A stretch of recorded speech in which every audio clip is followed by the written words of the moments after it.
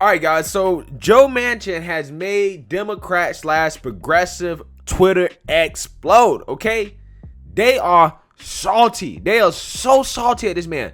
They are so salty that they've started trending on Twitter that, quote, he's a Republican, referencing Joe Manchin, and that he's also a DINO, a Democrat in name only. Okay, and the reason why is because Joe Manchin is voting against the For the People Act. Okay, basically Joe Manchin says, listen, I don't want a partisan federalized takeover of our elections, therefore I'm voting against it.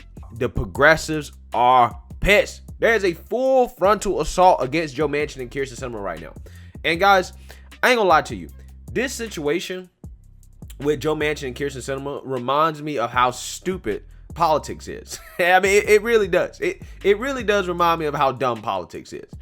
Okay, it's funny. I was actually debating a liberal a couple nights ago, and the liberals apparently are concerned about our election integrity and our democracy. Okay, apparently they have some problems with our election process, so much so that they want to federalize them, right? And Republicans and conservatives, they have problems with our election process, so much so that they want to pass more restrictive voting laws. Both sides don't like the way our elections are handled, okay? Both sides just don't like it. My point is that for as much as liberals like to complain about the Republicans complaining about elections, the Democrats complain about elections just as much, if not more. Because this For the People Act, for all intents and purposes, it really is the nuke button on the Republican Party. It really is. And Joe Manchin is not trying to do that. And he penned a whole letter, right, to explain why he is not voting for this legislation and why he is not going to repeal the filibuster. So it's a long letter, but I'm going to read the most important passage here that I think really encapsulates exactly what Joe Manchin is trying to say. And it goes like this. Of course, some of my party argue that now's the time to discard such bipartisan voting reforms and embrace election reforms and policies solely supported by one party. Respectfully, I do not agree. I believe that partisan voting legislation will destroy the already weakening bonds of our democracy, and for that reason, I will vote against the For the People Act. Furthermore, I will not vote to weaken or eliminate the filibuster. For as long as I have the privilege of being your senator, I will fight to represent the people of West Virginia, to seek bipartisan compromise, no matter how difficult, and to develop the political bonds that end divisions and help unite the country we love. American democracy is something special. It is bigger than one party or the tweet-filled partisan attacks of the moment. It is my sincere hope that all of us, especially those who are privileged to serve, remember our responsibility to do more to unite this country before it is too late. So basically, Joe Manchin is explaining to the people of West Virginia why he's not going to weaken the filibuster and why he is voting against the For the People Act. Okay, and Joe Manchin in his letter as well, he also outlines how back in 2017, when Trump wanted to basically get rid of the filibuster, how the Democrats defended the filibuster. Okay, how they was talking about how the filibuster is so important. And this is why I try to tell you guys how politics is stupid, right? Because each party, they just want what they want in the moment, okay? They want what they want in the moment. And that's usually driven by those who are on the extremes of each party, right? They just want what they want in that moment, and they don't really care about precedent. They don't really care about the future ramification. And the Democrats, they went out there and defended the filibuster when Trump wanted to get rid of it because they didn't want Trump to pass any legislation. Now Biden's in office, and now they're making an argument that they need to get rid of the filibuster, right? They're saying that the filibuster was racist, even though, again, the Democrats historically have been the ones using the filibuster for racist reasons, right? Those are just the facts. But I think my bigger point is this. Joe Manchin and Kyrsten Sinema, what they're doing is that they're taking a lane where they're actually trying to do what Joe Biden says that he was trying to do, right? I do really think that they are concerned about the hyper partisanship that is so present in our policy. And I think that what Joe Manchin and Kyrsten Sinema are doing here, trying to force the Democrats and Republicans to work together, I really do think is noble. I really do. And this comes after Joe Biden basically tried to call them out and throw them under the bus as the reason for why he's not getting his agenda done. But I think what the progressives are missing is they really need to ask, why is it that Joe Biden, who has this agenda, right, that he says he wants to pass and that he wants to push through, why is it that Joe Biden is not trying harder to pass his own agenda? Because at this point, the progressives want Biden to stop negotiating with the Republicans. They want Biden to essentially go at it alone, and Biden just has not done that yet, right? He hasn't shown a willingness to do that. He's, been like, we're just going to keep negotiating with Republicans for as long as we can. It almost seems like Biden don't really want to pass the progressive agenda that he claims that he wants, right? He's not as progressive as he's selling himself to the progressive base of the Democrat Party. That's kind of what it seems like. Now, again, that doesn't mean that some of Biden's policies are not radical. Again, I'm basically against any more spending, to be quite honest with you, if it's not paid for because of our debt. I also don't like Biden's proposal about the capital gains tax. I don't like the fact that he's trying to beef up the IRS. I don't like any of that stuff Biden's doing, right? So I hope that really, for the most part, he doesn't get anything done on that front.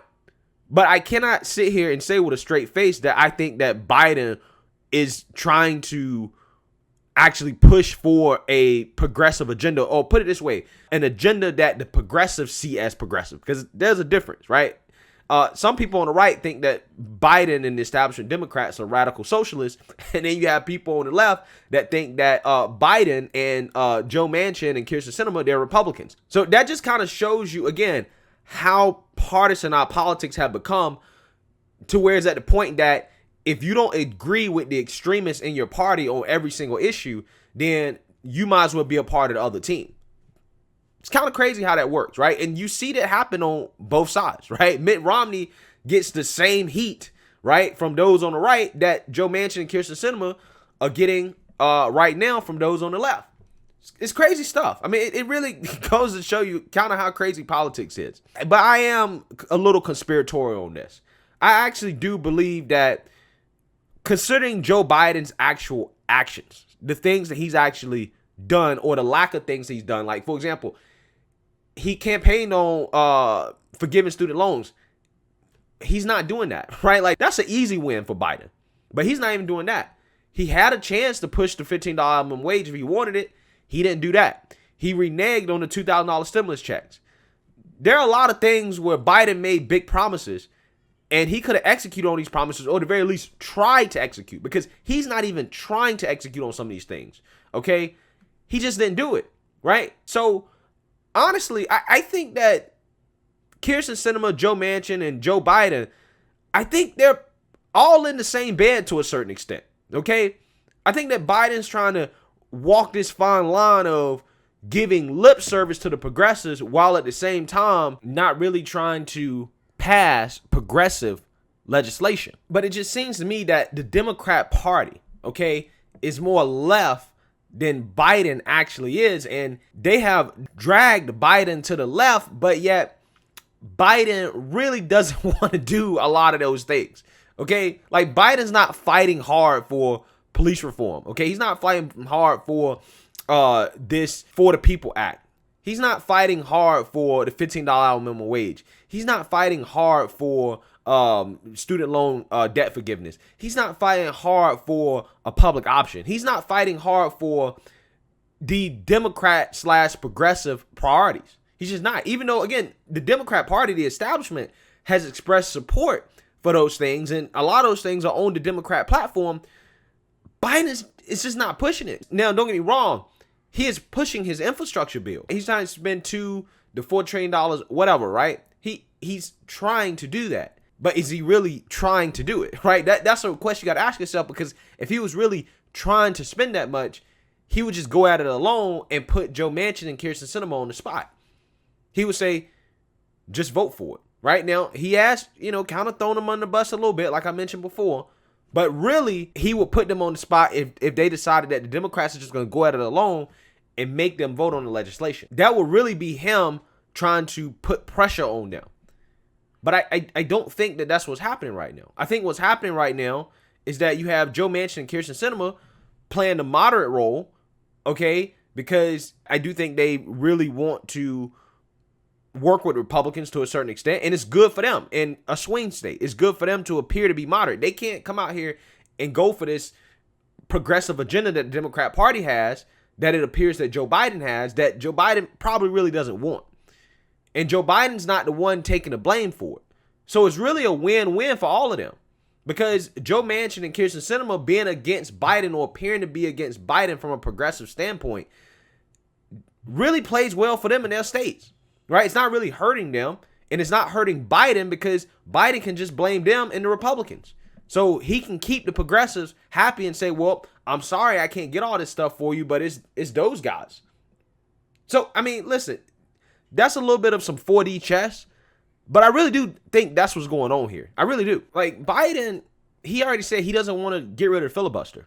And according to the liberal media, if you listen to them, they'll say that Kyrsten Sinema and Joe Manchin are the ones standing in the way of getting rid of the filibuster when Biden has already said that he don't want to get rid of it. So, again, this plays well for Joe Biden, Kyrsten Sinema, and Joe Manchin. They're actually winning because, again, Biden's appearing to be on the side of the progressives, even though he's really not. And Joe Manchin, Kyrsten Sinema is appearing to not be on board with Biden's progressive agenda, even though the progressive agenda from Biden, I don't think he really even wants that. I think that he's low-key hoping that they can work something out with the Republicans because Biden at his core is more moderate. Okay, he's been a conservative Democrat. That's just what it is. And if anybody says anything different, then you don't really know politics. The Democrat Party and their agenda may be progressive, but that doesn't mean that Biden himself is a progressive. And there are some radical proposals in Biden's agenda, in his plan. I guess what I'm saying is that I'm just not sure how much of that Biden actually wants himself versus how much of it is really just lip service to the progressives. Because it seems like from an action standpoint, Biden's not even really fighting that hard for his own agenda. That's just my opinion. I don't know. And I'm pretty sure there are some radical things in Biden's agenda that he wants, probably like these tax increases. He probably does want that. And I'm 100% against that, particularly the capital gains tax and beefing up the IRS, like I've stated before. Again, that stuff right there is a non-starter for me. But I'm just saying, I have some serious questions about Biden's commitment to his own agenda. But let me know what you guys think. Make sure you like, comment, and subscribe. Most importantly, share a Black conservative perspective. Peace.